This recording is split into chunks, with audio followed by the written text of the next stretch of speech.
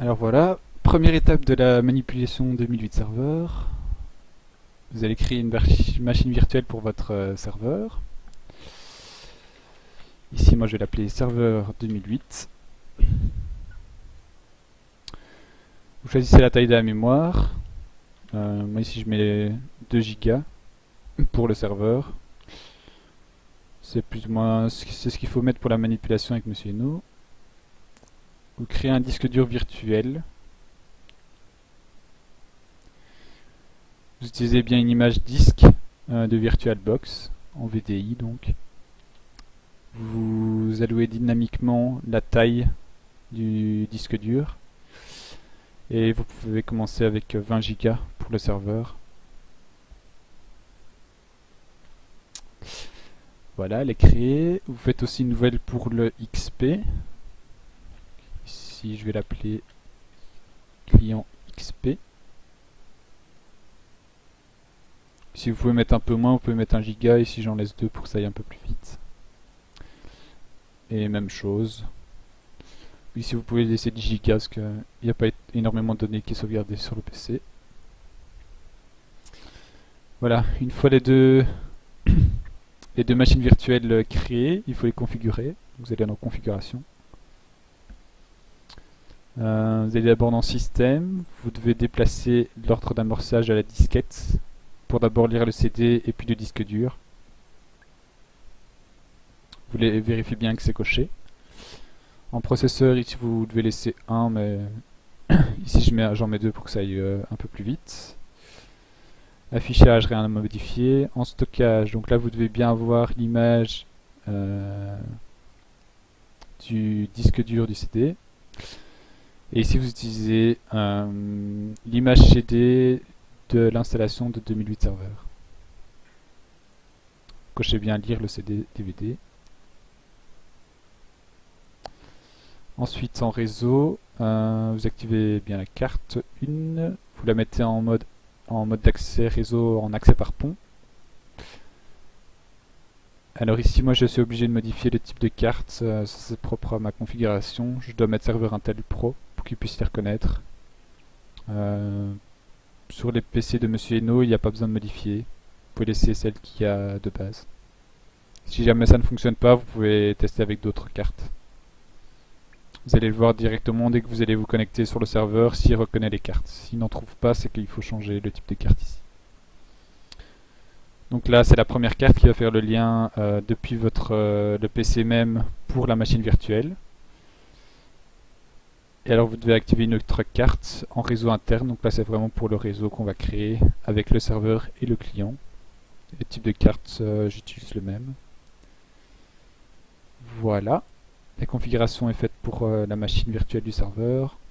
Ensuite, je fais celle du client XP. Donc la même chose, l'ordre d'amorçage, vous mettez la disquette en dessous, vous la décochez.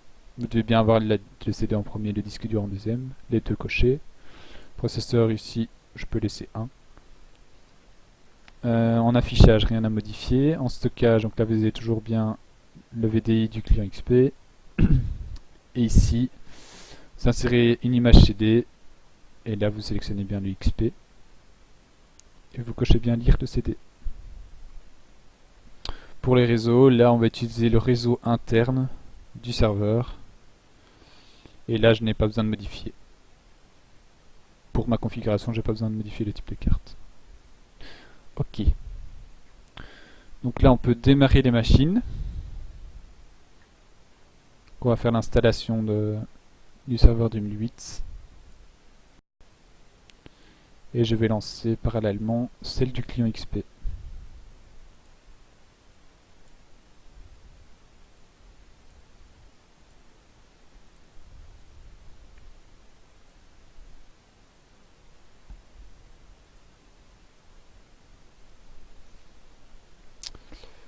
Langue à installer français. Formatage de l'heure et de la monnaie, mettez français-Belgique. Le clavier, français-Belgique. Suivant. Installer. Alors pour le XP, ici l'espace non partitionné, il n'y a pas besoin de modifier. Donc ça c'est bien les 10 Go qu'on avait réservés. Vous laissez bien formater la partition en utilisant le système de fichiers NTFS. Faites Enter. Alors, je reviens sur la machine 2008. Donc ici, on sélectionne bien le Windows Server 2008 Entreprise, installation complète. On fait suivant, on accepte les termes du contrat. Suivant. Ici, on personnalise le type d'installation. On clique, on attend un peu. Donc là, on a bien l'espace disque de 20 Go qu'on avait choisi. On fait suivant. Et voilà, il installe Windows.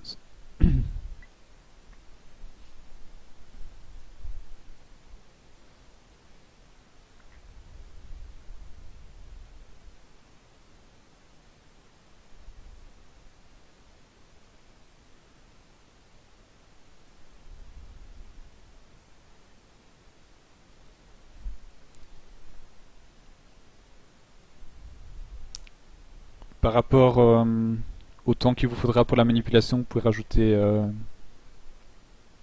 un peu plus de temps. Ici, ça va un peu plus vite étant donné que j'ai mis un peu plus de mémoire vive et nombre de processeurs.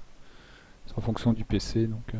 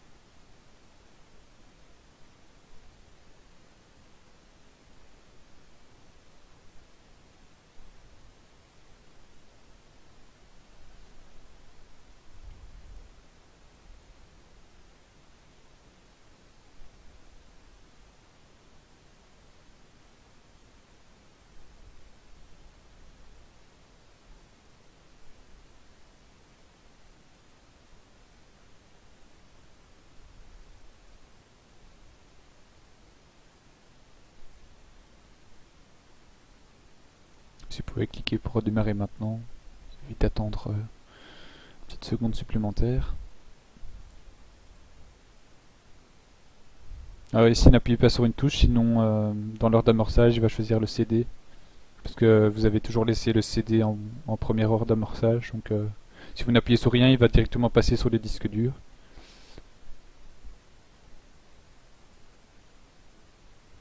Alors dans l'XP, lui, ça dure un peu plus longtemps.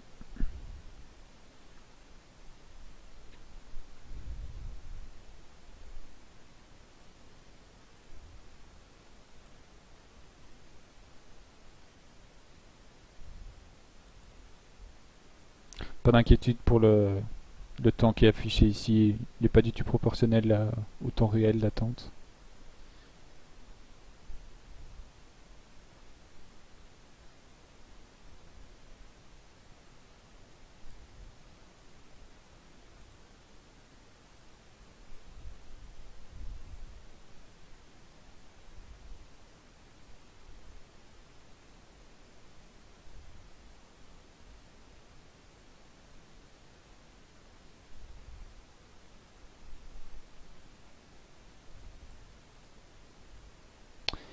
Alors, l'installation de Windows XP, donc bien sur le client XP.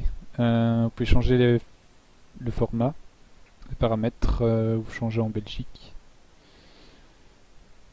Hop. Emplacement, mettez Belgique également. Ici. Appliquer OK. Alors ici, pour le clavier, modifier également. Si le clavier Belgique ne s'y trouve pas, vous pouvez en ajouter un et vous allez sélectionner français-Belgique. Ainsi, il se retrouvera ici. Vous le sélectionnez bien, vous faites appliquer OK. Voilà. Une fois que c'est fait, suivant. Non, ici c'est pas très important. Si vous voulez mettre quelque chose, mettez par exemple école, elle là. Alors nom du PC, mettez ce que vous voulez. Si je vais mettre client XP, mot de passe, vous mettez un mot de passe.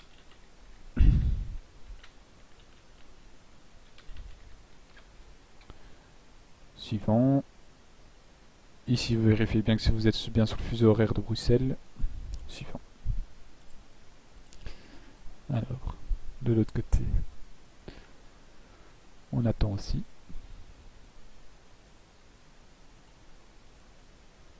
Voilà. Donc ici on va mettre un mot de passe pour l'administrateur du serveur. Utilisez les mêmes de préférence, ça évite d'oublier.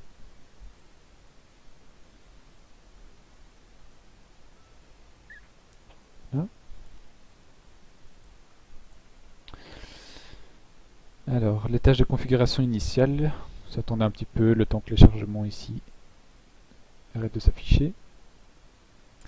Alors, on va changer tout d'abord le nom de l'ordinateur. Donc ici, je vais mettre serveur. Et vous allez modifier pour renommer l'ordinateur, ça évite d'avoir des noms à rallonge. Hop, je vais mettre serveur également. Si vous n'avez pas besoin de changer, vous laissez en groupe de travail.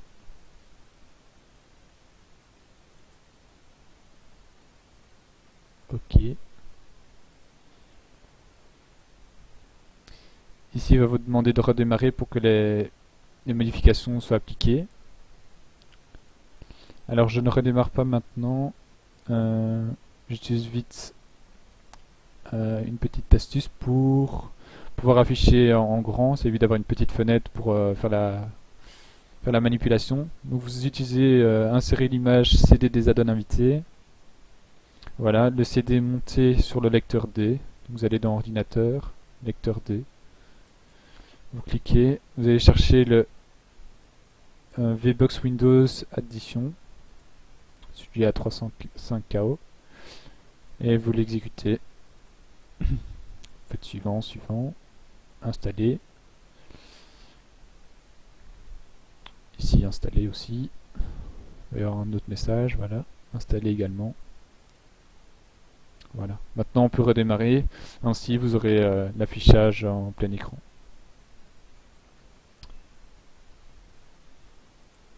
Alors, du côté XP. Alors, d'abord, vous définissez un groupe de travail. Vous inventez celui que vous voulez. Ici, je mets Workgroup. Suivant. Hop.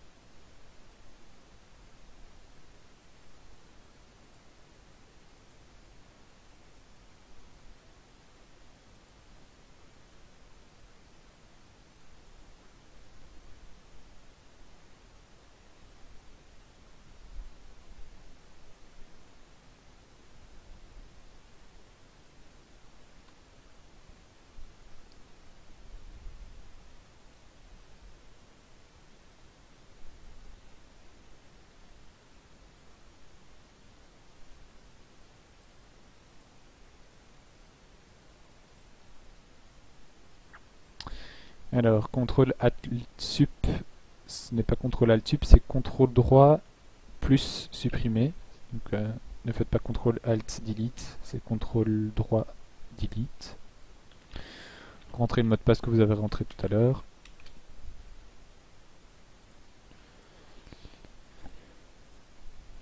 Voilà, donc vous avez l'affichage en plein écran. C'est éviter de travailler sur la petite fenêtre qui est assez embêtant par après. Alors, pour configurer les cartes, donc déjà ici, s'il les reconnaît, ça veut dire que vous avez bien sélectionné dans la configuration. Donc moi j'ai été obligé de mettre serveur, sinon il ne les reconnaissait pas. Vous pouvez faire dans l'invite de commande un ipconfig. Ainsi, vous aurez une information sur laquelle est en connexion par pont et laquelle est en réseau interne. Donc ici, je vois bien connexion réseau local 2. Je vois une adresse IPv4 qui correspond au pool d'adresses de l'internet de chez moi. Donc c'est bien ma carte Ethernet en connexion au réseau local 2 qui est en accès par pont. Donc l'autre, la connexion au réseau local. Vous voyez 169.254, c'est une autoconfiguration Windows. Donc c'est celle qui est sur le réseau interne. Donc je modifierai les paramètres dans la suite de la manipulation, donc dans l'autre vidéo. C'était surtout pour vous montrer qu'il a bien reconnu les cartes. Je vais finir pour le XP. Voilà. OK. Ici la résolution a été changée, vous cliquez sur OK, pas de souci.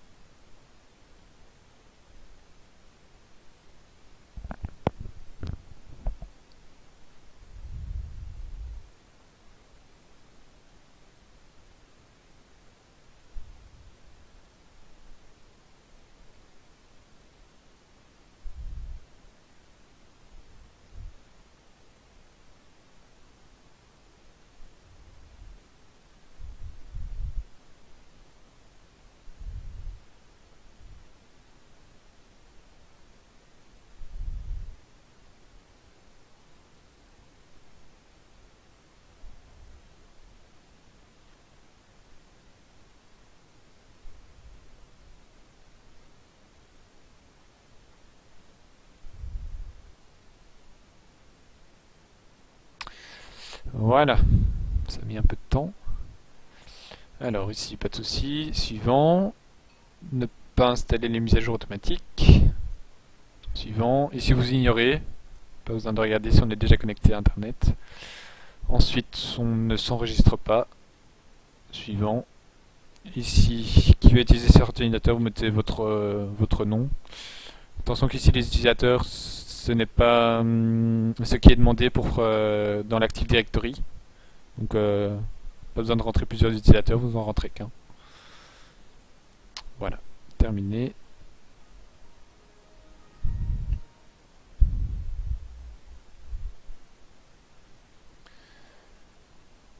Voilà donc sur l'XP, donc bien Tom, l'utilisateur que je viens de créer.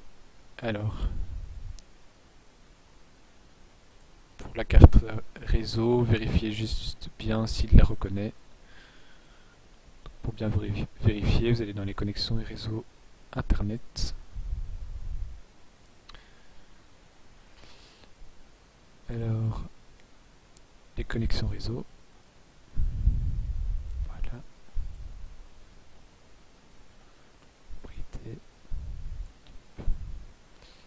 Voilà, on configurera ça par après, mais si vous l'avez bien affiché ici, OK, il est reconnu.